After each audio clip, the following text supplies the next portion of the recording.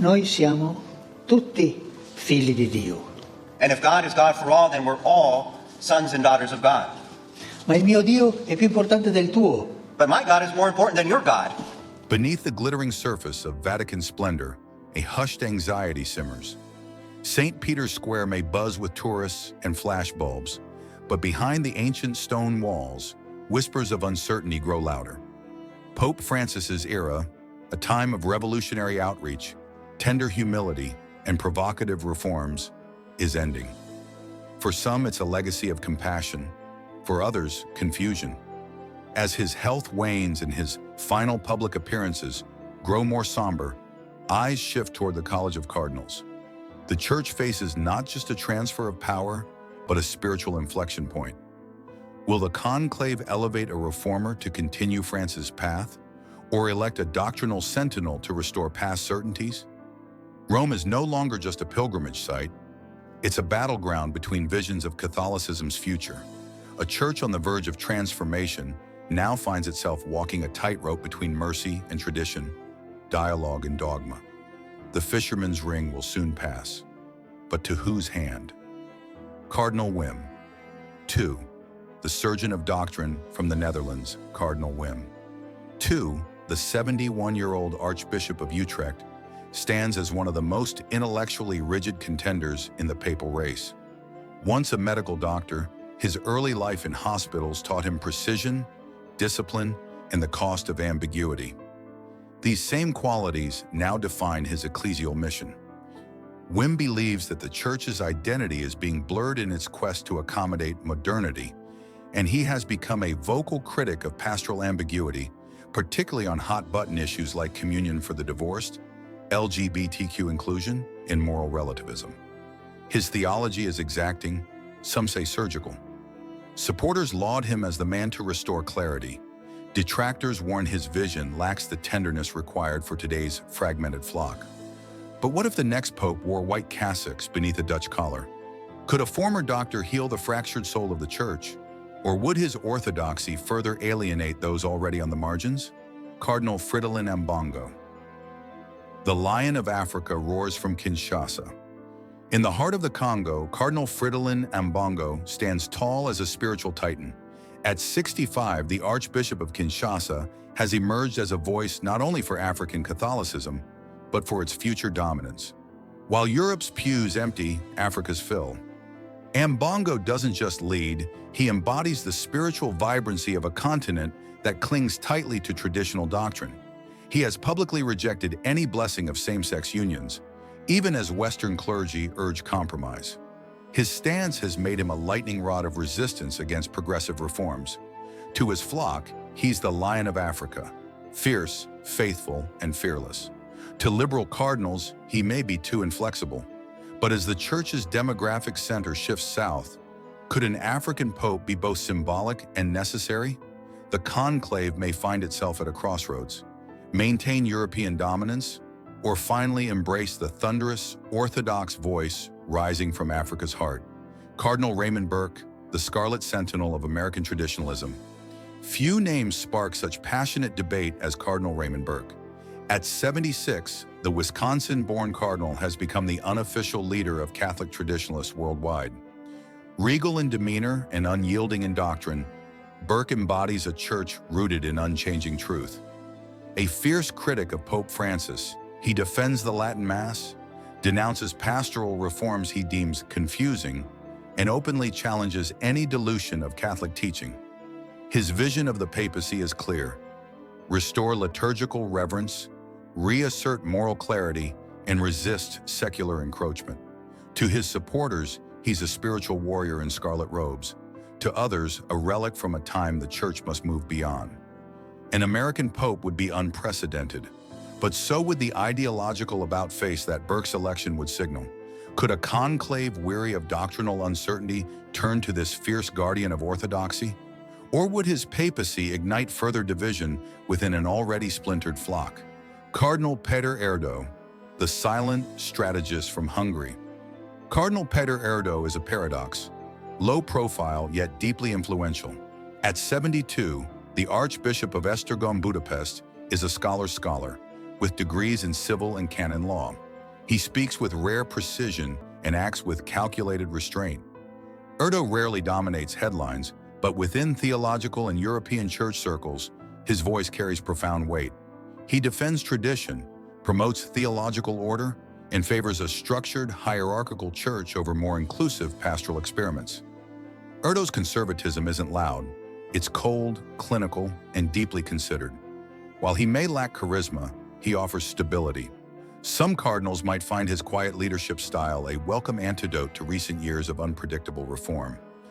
Could the conclave choose a Hungarian pope to restore order in chaotic times?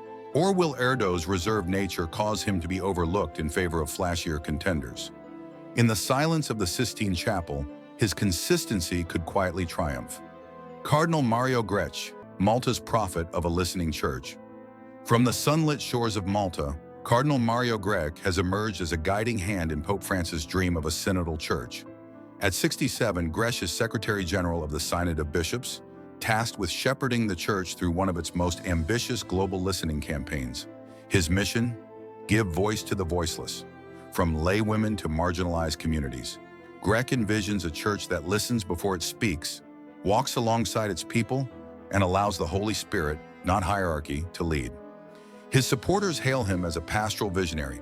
Critics worry his inclusive vision risks theological dilution.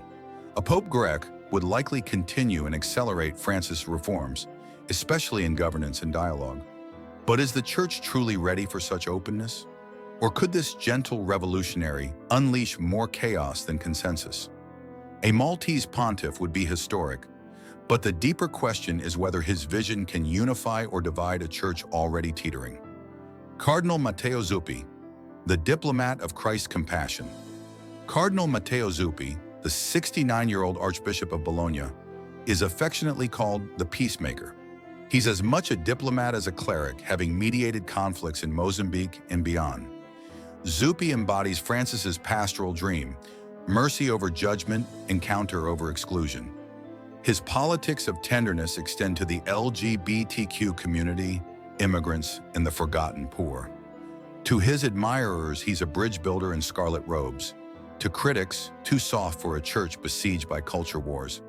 If elected, Zuppi would likely double down on the compassionate tone Francis set, but in even bolder strokes. A Pope Zuppi would inspire unity among moderates and progressives, but traditionalists may recoil. Still, his calm charisma and tireless diplomacy make him a strong contender. Could this Roman-born priest become the healer-in-chief the church so desperately needs? Or would his reign mark a further ideological shift that deepens the divide? Cardinal Robert Sarah. Guardian of the sacred silence, born into poverty in a remote Guinean village, Cardinal Robert Sarah rose to become one of the church's most revered traditionalists. At 78, he is elder statesman, mystic, and moral guardian. Sarah believes the church is losing its soul in pursuit of relevance. He calls for silence in an age of noise, reverence in a culture of sacrilege. His books have sold millions, especially among Catholics yearning for clarity and contemplative depth. Sarah resists compromise, particularly around family, sexuality, and liturgy. His unwavering defense of the Latin Mass and ancient rites has earned him fierce loyalty from conservatives. But can such spiritual austerity shepherd a divided church? Or would a Sarah papacy further alienate the faithful who crave inclusion and dialogue? If elected, he would be the first African pope, yet not a symbol of progress, but of resistance to modernity. Could the church follow his call back to sacred stillness? The College of Cardinals, princes of the church or pawns of politics.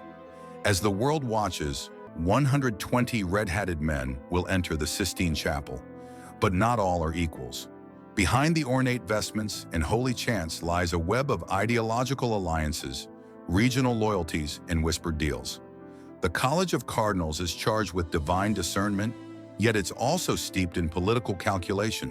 Some cardinals were appointed by Francis in favor of reform, others long for restoration. Will African cardinals unite behind Ambongo or Sarah? Will Italians push for Zuppi? Could Americans rally around Burke? The conclave is not just a vote, it's a battle of narratives.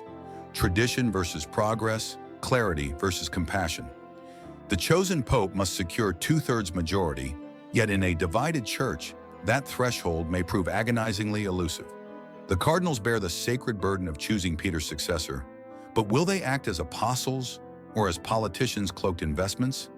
A church at the crossroads, rebirth, rupture, or renewal.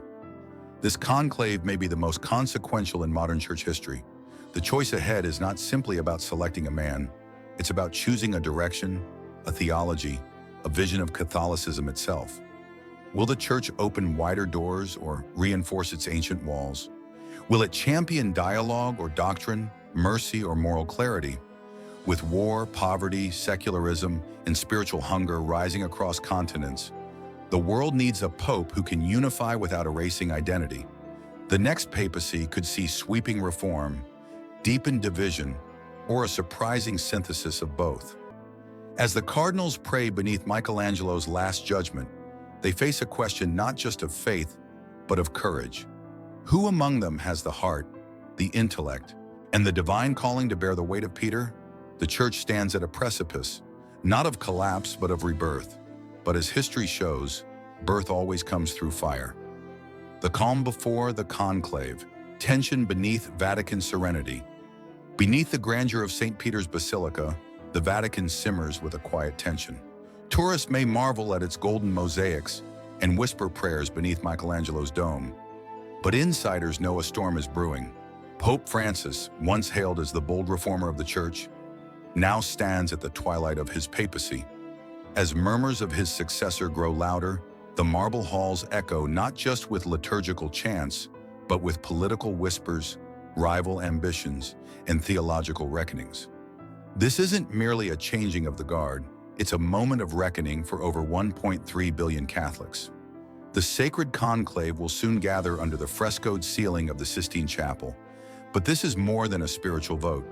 It is a battle between preservation and progress, doctrine and dialogue. Behind the veil of incense and ritual lies the question that will define the next era. Who is worthy to wear the fisherman's ring? Cardinal Wim II, the Dutch doctor of doctrine. Cardinal Wim II, the 71-year-old Archbishop of Utrecht, is a man of paradoxes, trained as a physician, but called to heal souls rather than bodies. His shift from medicine to ministry speaks volumes about his view of modern society's spiritual ailments. Stern, analytical, and unapologetically conservative, Wim II has made it clear, doctrine must not bend to cultural tides. His critics call him inflexible, his followers call him the last line of defense against relativism. He opposes progressive moves by Pope Francis, such as blessings for same-sex couples or communion for the divorced, and fears a dilution of eternal truths. But can a Dutch cardinal, known more for restraint than charisma, unite a fractured global church? Or will his rigid stance only deepen existing divides? For many in the College of Cardinals, Wim's intellectual clarity may be appealing amid the moral murkiness of the modern world. Fridolin Ambongo, the Lion of Africa, roars. Cardinal Fridolin Ambongo, Bisungu of the Democratic Republic of Congo, represents the voice of an ever-growing Catholic population in Africa. At 65, he is a powerful advocate for traditional values and unapologetic in his convictions. Nicknamed the Lion of Africa, Ambongo sees his role not just as shepherd to Kinshasa, but as protector of African Catholic identity. When global debates erupted over blessing same-sex unions, he stood firm, affirming human dignity while refusing to compromise on doctrine. His strong, dignified leadership resonates with a continent where the church is expanding rapidly. Could the first African pope be on the horizon? For many, Ambongo symbolizes a shift in the church's gravitational center. But while his ascent would be historic, it may also inflame ideological tensions between the global north and south.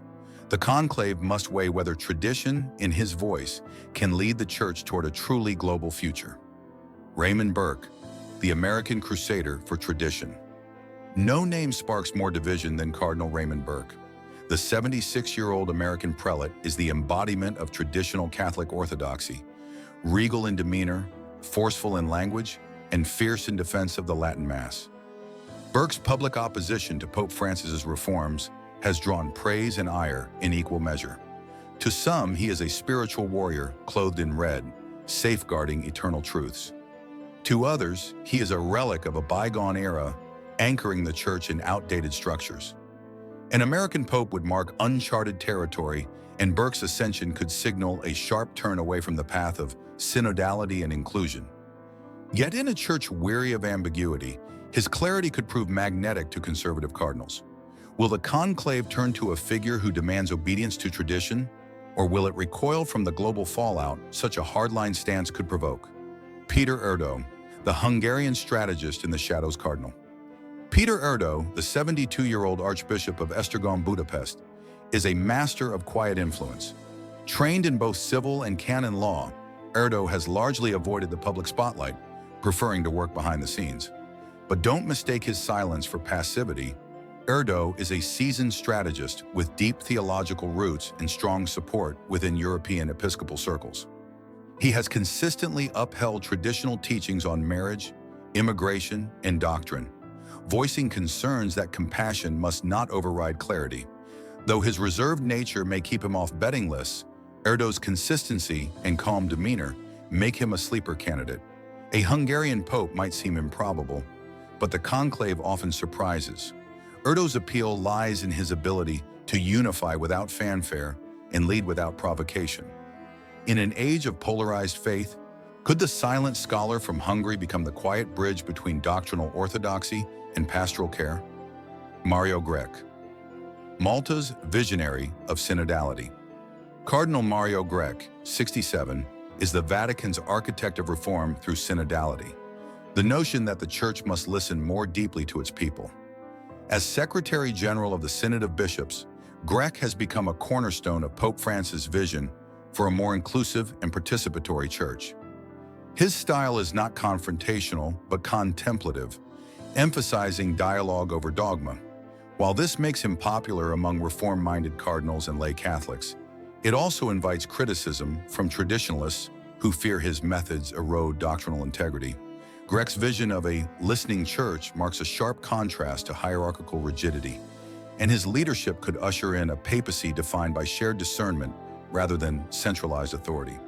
But does the global church want a spiritual democrat or a theological monarch? The Maltese cardinal may be soft-spoken, but his ideas could redefine the papacy for the 21st century, if the conclave is ready to take that leap. Matteo Zuppi, the diplomat of mercy and peace.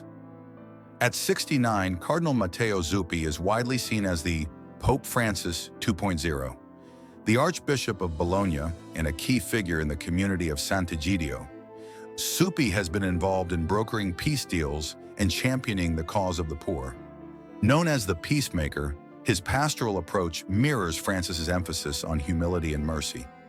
Zuppi listens before he acts, seeking unity over confrontation. His critics argue that his gentleness may be mistaken for weakness. Will a church facing cultural and political battles need a more aggressive hand at the helm? Still, his vision of a compassionate, dialogical church has wide appeal, especially in Latin America and Europe. Imagine Zuppi stepping onto the balcony of St. Peter's Basilica, arms outstretched to a wounded world. Would his message of hope and healing galvanize the faithful, or risk being drowned out by the louder, harsher voices of our time? Robert Sarah, the sacred silence of a spiritual warrior cardinal. Robert Sarah's journey from a mud hut village in Guinea to the Vatican elite is the stuff of legend. At 78, the former prefect of the Congregation for Divine Worship commands global respect for his deep spirituality and theological rigor. Sarah believes the church is drifting dangerously close to secularism, and he's not afraid to say it. He champions the Latin Mass, interior silence, and unwavering fidelity to church tradition. His best-selling books call for a return to sacredness in an age of spiritual noise. While Sarah's African roots make him a powerful symbol of Catholicism's global shift, his views are markedly conservative. His papacy would mark not just a change in geography, but in theological tone, a reassertion of moral absolutes and liturgical reverence. Would the world welcome a pope who turns down the volume and calls for contemplation? Or would such a pivot deepen divisions already cracking the church's foundation? The conclave countdown, ideology versus identity. As the College of Cardinals prepares to gather beneath the ceiling of the Sistine Chapel, the The stakes have never been higher. This isn't just a vote, it's a war of visions. Will the Church double down on Pope Francis's legacy of inclusivity and mercy? Or will it return to a more austere, doctrinally rigid path? Beneath the crimson robes lies a powder keg of competing theologies, geopolitical tensions, and generational divides. Each cardinal walks into the conclave with a conscience, a constituency, and a vision of what the Church must become. It's not just about theology, it's about identity. Is the next pope a global pastor, a doctrinal watchdog, or a reforming diplomat? The conclave may last days or even weeks. But when the white smoke rises, the world will know which path the Church has chosen. And in that moment, history will bend toward one soul and the burden of the fisherman's ring.